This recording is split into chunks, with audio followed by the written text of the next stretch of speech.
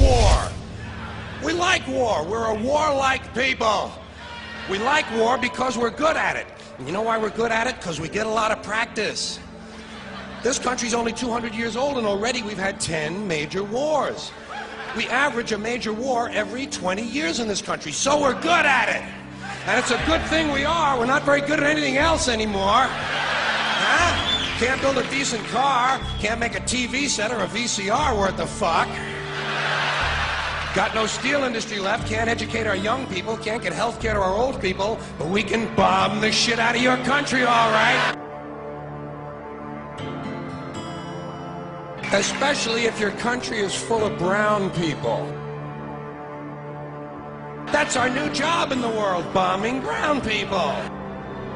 Iraq, Panama, Grenada, Libya, you got some brown people in your country, tell them to watch the fuck out, or we'll goddamn bomb them. Well, when's the last white people you can remember that we bombed? Can you remember the last white, can you remember any white people we've ever bombed? The Germans, those are the only ones, and that's only because they were trying to cut in on our action. They wanted to dominate the world. Bullshit, that's our fucking job! Now, you probably noticed I don't feel about that war the way we were told we were supposed to feel about that war, the way we were ordered and instructed by the United States government to feel about that war. My mind doesn't work that way. I got this real moron thing I do, it's called thinking. And I'm not a very good American because I like to form my own opinions. I don't just roll over when I'm told to.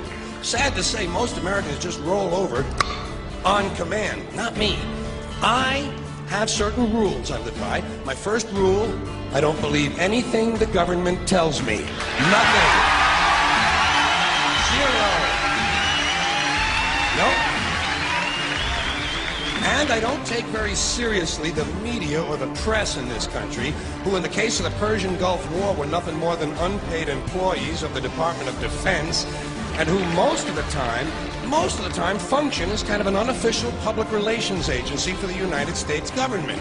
So I don't listen to them, I don't really believe in my country, and I gotta tell you folks, I don't get all choked up about yellow ribbons and American flags.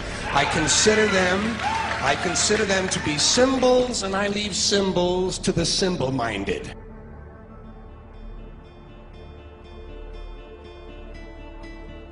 I'm talking about the fact that a war is rich old men protecting their property by sending middle-class and lower-class young men off to die.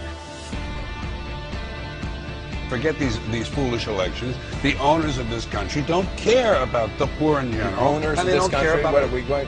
But is this Karl Marx talking to me? The owners of this country are the voters of this country. You're wrong about that, my friend. Aren't the owners of this country the voters in this country who elected George Bush? No, they're not. Listen, politics, these elections are a charade. It is a charade. Oh, okay. They are meant to... Well, I'll tell you, just listen for a minute. Learn a little something.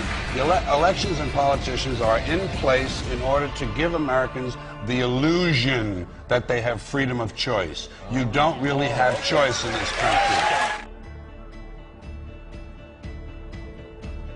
All the things that are important reduced in choice.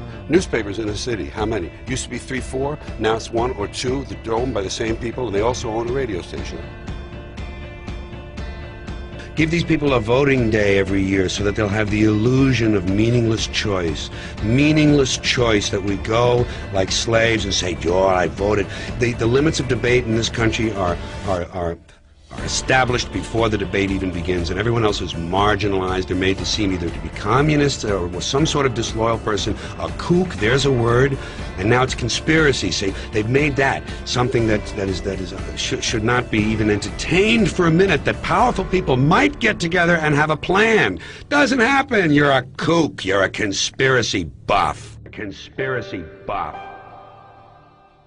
Okay. Not as a result of a conspiracy, but because... You don't need a formal conspiracy. Right. When interests converge, these people went to the same universities and fraternities, they're on the same boards of directors, they're in the same country clubs, they have like interests, they don't need to call a meeting, they know what's good for them, and they're getting it. And there used to be 7 oil companies, there are now 3, it will soon be 2. The things that matter in this country have been reduced in choice. There are 2 political parties, there are a handful of insurance companies, there are about 6 or 7 information things. But if you want a bagel, there are 23 flavors because you have the illusion. You have the illusion of choice. Right. You don't get the real important choice. There's no freedom of choice. That's a great point.